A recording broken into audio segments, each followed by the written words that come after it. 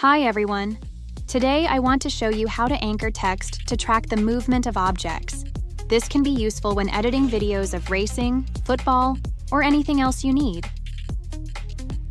Add videos to your timeline.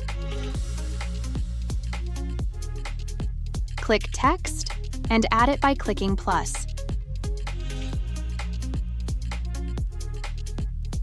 Write the desired text, add a text frame, adjust its color, and choose a font.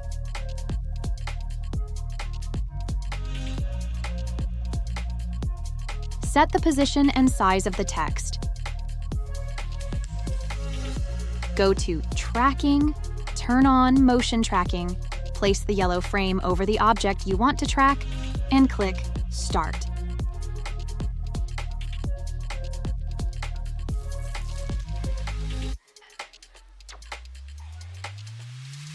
Don't forget to like this video.